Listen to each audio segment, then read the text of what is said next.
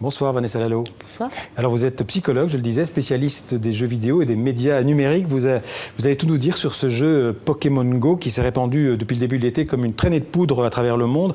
Vous allez nous préciser les atouts, les avantages de ce jeu, mais aussi éventuellement ses dangers ou ses dérives. D'abord pour ceux dont je suis, qui n'ont jamais joué à Pokémon Go, en 2 mots, Pokémon Go c'est quoi? Comment ça fonctionne? Alors c'est un jeu vidéo en réalité augmentée. On doit collectionner finalement des petites bestioles virtuelles, des Pokémon, et essayer de les faire augmenter en allant se battre dans des arènes virtuelles, bien entendu, se promener finalement pour faire éclore ses œufs.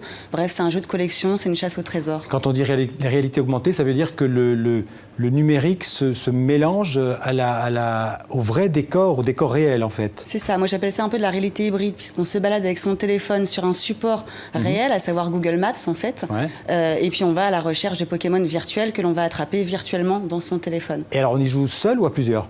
Alors on y joue seul sur son téléphone, mais on est plutôt invité à jouer ensemble, en famille, à se retrouver tous ensemble, puisqu'il y a des leurres collaboratifs qui permettent de faire venir les Pokémon précieux à des endroits donnés. Donc tout le monde se retrouve aux mêmes endroits, puis les gens s'organisent des pique-niques, etc. Et le but, c'est d'en attraper le plus possible? Oui, le but, c'est d'en attraper 151, pardon. Ouais.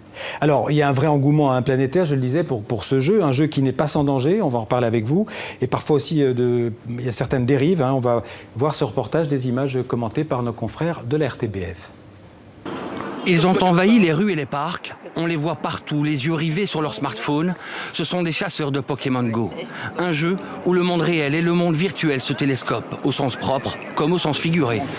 Andrew est l'un des premiers joueurs de ce jeu en Belgique, et s'il est plutôt prudent dans le genre, il a déjà vu plusieurs joueurs flirter avec l'accident. Quand on lance l'application, déjà, en fait, dès le début, ils nous préviennent de faire attention donc à notre entourage. J'ai déjà vu 2-3 personnes qui, en marchant, faisaient pas attention à leur entourage et du coup ont déjà traversé au feu rouge, ont failli se faire prendre des voitures ou bien rentrer dans d'autres personnes. Complètement absorbés par le jeu, les chasseurs en oublient leur environnement, comme cela est déjà arrivé à cette joueuse, tout en roulant à vélo. Oui, j'étais à la vélo et il y était un autre cycliste qui m'a dit « Faites attention ». Et vous ne l'avez pas vu? Non. L'Institut belge pour la sécurité routière observe le phénomène du jeu avec beaucoup d'attention, car de nombreux témoignages en Belgique comme à l'étranger font part de comportements relativement dangereux dans le chef de certains joueurs. Le plus grand danger, ce sont les piétons qui se précipitent de l'autre côté de la chaussée parce qu'ils ont vu un Pokémon rare, par exemple. Évidemment, ils ne feront pas attention aux voitures qui approchent. De même, les piétons qui zigzaguent sans cesse sur le trottoir, c'est non seulement dangereux, le moindre pas de côté et vous êtes sur la bande bus avec tous les dangers que ça entraîne, mais c'est également irritant pour les autres piétons. Aux Pays-Bas, on a déjà retrouvé des joueurs, la police est allée rechercher des joueurs sur les voies ferrées. C'est évidemment très dangereux. Aux États-Unis, le conducteur était en train de jouer lorsqu'il a embouti un arbre. Donc tout ça, ça montre vraiment que ce jeu, évidemment, on peut y jouer, mais il faut raison garder et bien se rendre compte que le monde réel continue, lui, d'exister.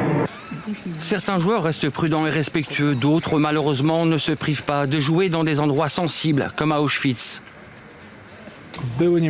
L'ancien camp de concentration nazi d'Auschwitz-Birkenau n'est pas seulement un musée aujourd'hui, c'est avant tout un lieu de méditation.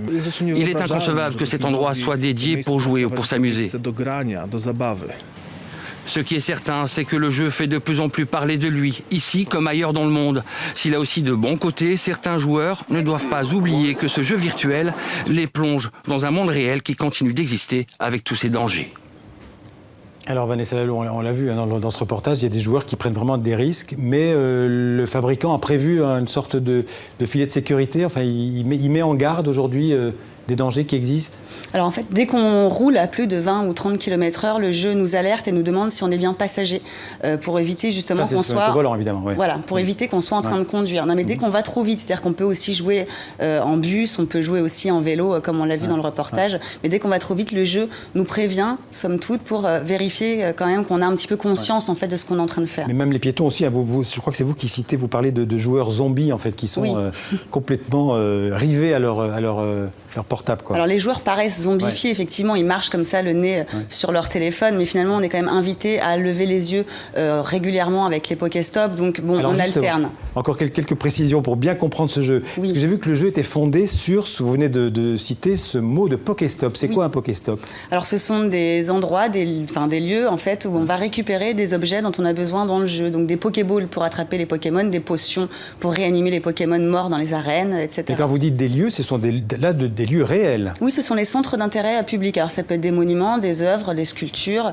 Il y a beaucoup en fait de Pokéstop dans les jardins, dans les lieux publics, puis beaucoup de street art aussi. Ouais. Et alors ces lieux, ça peut aussi être des lieux commerciaux. D'ailleurs ça c'est un aspect important, c'est que en fait ce jeu pour l'instant est gratuit, mais il pourrait se financer comme ça, c'est-à-dire qu'il pourrait renvoyer les joueurs vers des lieux, vers des Pokéstop qui feraient de la pub.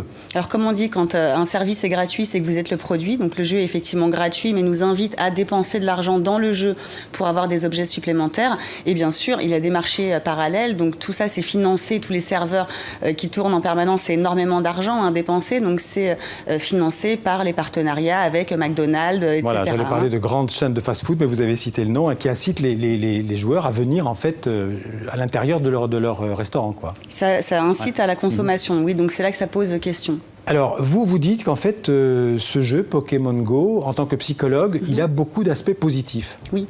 Alors, par exemple, pour les enfants, ça apprend à lire, à compter. Il y a beaucoup de jeux de mots dans les Pokémon, donc ça invite aussi les enfants à découvrir les lettres et leurs agencements. On est obligé de compter dans Pokémon pour savoir combien d'objets on a dans notre sac à dos, combien de Pokémon on a, combien de Pokémon il faut encore attraper pour pouvoir faire des évolutions. Donc, on fait un peu de calcul, un peu de maths, quoi. Voilà, on fait tout un tas d'apprentissages différents, en fait, qui sont assez intéressants pour des jeunes enfants. Par exemple, on voit beaucoup de parents qui se baladent avec leurs enfants en famille et qui finalement vont regarder les différents lieux à travers les Pokéstop, pouvoir s'intéresser un petit peu au patrimoine culturel qui nous entoure, tout en leur apprenant à compter et à lire. Donc c'est des objets de médiation en fait. Donc c'est aussi un jeu très convivial parce que ça peut être l'occasion pour les familles justement de se retrouver. Oui, tout à fait. Moi, j'ai vu beaucoup de familles se promener comme ça, faire des Pokémonades, comme je les appelle, en famille. Alors, les Pokémonades, c'est des promenades Pokémon. Voilà, la promenade Pokémon, ouais. Alors, il y a aussi... comment est-ce qu'on peut expliquer ce phénomène, cet engouement planétaire aussi rapide? Alors, ça fait 20 ans que Pokémon existe, donc c'est pas un phénomène si rapide que ça. Le jeu se base sur le jeu qui existe depuis 20 ans, tous les dessins animés et produits dérivés. Enfin, Pokémon était un petit peu passé de mode quand même, donc là, c'est... Oui, mais justement, les jeunes parents, aujourd'hui, ont joué à Pokémon plus jeunes. Même mes grands-parents connaissent Pikachu, c'est dire. Donc, ça fait vraiment partie de la culture générale, Pokémon. Donc, il suffisait finalement d'avoir des petites bestioles virtuelles qui font de mal à personne sur un objet, à savoir le téléphone que tout le monde a dans sa poche, pour faire une sorte de révolution planétaire. Ouais. Alors, on a parlé des Pokéstop, mais il y a aussi les arènes. C'est quoi, les arènes? Les arènes, c'est des lieux où on fait se battre les Pokémon, où on récupère des arènes. En fait, le but, c'est d'obtenir les arènes et de les garder. Sauf qu'en général, à Paris, on ne les garde pas. Vous avez joué déjà au Pokémon? Oui, j'ai joué à Pokémon, bien sûr. Et ces arènes, ce sont des lieux, à nouveau, ce sont des lieux virtuels ou ce sont des lieux réels? Ce sont des lieux virtuels. Virtuels? Tout simplement. On ne peut pas savoir qu'il y a une arène quelque part si on ne regarde pas dans son téléphone. Et alors, il y a des battles, on peut dire, des combats entre les joueurs? Alors, ce n'est pas des vrais combats. En fait, on pose juste un Pokémon sur l'arène et si le Pokémon est plus fort ou qu'il a des propriétés différentes de l'autre Pokémon, il va l'écraser et puis on va gagner l'arène, qui va tout de suite nous être reprise, surtout à Paris. J'ai lu qu'il y aura peut-être en 2017 un championnat du monde des dresseurs de Pokémon. Parce que, expliquez-nous aussi cette notion, on dresse son Pokémon, pourquoi faire? En fait, initialement, la narration du jeu nous dit qu'on est un dresseur de Pokémon et qu'on doit tous les attraper. Ouais. Voilà, donc il y aura certainement tout un tas de produits dérivés, d'actions dérivées pour récupérer les derniers Pokémon légendaires qui ne sont pas encore dans le jeu. Alors c'est pas un jeu qui est spécialement réservé aux enfants, c'est pour tout le monde. Ouais. Tout le monde peut jouer à Pokémon et c'est bien ça qui fait justement qu'il est aussi démocratisé. Alors, d'une manière générale, les jeux vidéo, ou les jeux numériques sont souvent accusés de tous les maux. On leur dit on peut dire que c'est du temps perdu, que c'est un repli sur soi, que parfois ça incite à la violence. Vous êtes d'accord avec ça ou vous trouvez au contraire que ça a plus d'aspects positifs que négatifs? Alors, on ne parle pas d'addiction aux jeux vidéo. Le jeu vidéo ne rend pas violent. On inverse souvent les causes et les effets aujourd'hui dans nos analyses. Or, un comportement excessif finalement reflète uniquement ce qui est en train de se passer dans le joueur et quelqu'un qui aurait beaucoup de violence intérieure finalement va souvent souvent avoir besoin de se défouler et il vaut mieux qu'on se défoule à travers un jeu qu'on se défoule dans la vie réelle. Donc les jeux, en fait, on les accuse de beaucoup de maux, mais c'est surtout qu'on n'a pas beaucoup de recul aujourd'hui sur les nouvelles technologies, qu'on a peur de tout ce qui est nouveau. Et la Pokémon, en plus, c'est de la réalité augmentée. C'est une technologie que les gens ne connaissaient pas vraiment beaucoup. Donc ça va nous permettre finalement de nous approprier cette technologie pour faire de la prévention bien plus sensée et pertinente qu'aujourd'hui. Vous recevez déjà en consultation parfois des gens qui sont complètement addicts aux Pokémon, ça existe? Alors j'ai beaucoup de parents qui me consultent parce que leurs enfants seraient addicts. En général, ce sont des pathologies familiales, les parents en train de se séparer, la mère qui n'est pas d'accord avec les jeux vidéo, le père qui achète les jeux. C'est souvent des choses assez symptomatiques en fait qui ressortent de là et jamais de l'addiction par exemple. Alors, au-delà du Pokémon, qui est un jeu relativement pacifique, c'est pas un jeu guerrier, il y a quand même une évolution dans les jeux vidéo, si on élargit un peu le débat, qui est quand même des jeux très violents ou des films aussi, dont certains, vous avez parlé tout à l'heure, vous alliez parler d'un film qui va sortir, je crois, qui est particulièrement inquiétant. Oui. Ouais. Alors, on arrive à effectivement se poser beaucoup de questions sur où commence le jeu, où est la limite finalement et où sont nos limites tout court. Et là, la société est en pleine mutation, donc avec les technologies et l'illimité qu'on a dans nos poches, ça arrive à nous bouleverser énormément et à nous poser beaucoup de questions sur quels sont nos nouveaux repères. Et je pense qu'il faut juste mettre nos repères habituels, faire de la prévention sur ce qui se passe dans la rue numérique, mais aussi sur le numérique dans la rue. Et simplement penser dans notre société comment on peut aller vers des usages responsables.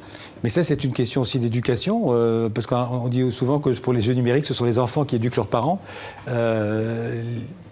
Oui, l'éducation est importante de savoir jusqu'où on peut aller, de quel jeu à quel jeu on peut jouer ou pas. Alors c'est comme avec un livre ou avec un film, les parents se posent toujours la question de quel type d'objet ils vont donner à leurs enfants. Le jeu vidéo c'est pareil, est-ce qu'on a envie d'avoir tel ou tel contenu à la maison? Si on ne souhaite pas tel ou tel jeu, on peut proposer autre chose à ses enfants. Aujourd'hui on est beaucoup en train d'attaquer les jeux mais sans proposer autre chose et c'est ça qui est dérangeant parce qu'il existe tous les jeux vidéo, il existe des jeux utiles, des serious games, des jeux pour apprendre, des jeux pour faire tout un tas de choses utiles, de la citoyenneté participative, enfin voilà, tout existe dans les jeux vidéo. Ouais. D'ailleurs, vous dites on ne fera pas marche arrière, ces jeux comme Pokémon Go, il y en aura d'autres. Le numérique interactif, il fait partie, qu'on le veuille ou non, de notre vie aujourd'hui. C'est un phénomène de société sur lequel on ne reviendra pas. Oui, le jeu fait partie de notre quotidien, le numérique fait partie de notre quotidien. Donc autant apprendre à vivre avec de manière pertinente et responsable, surtout responsable.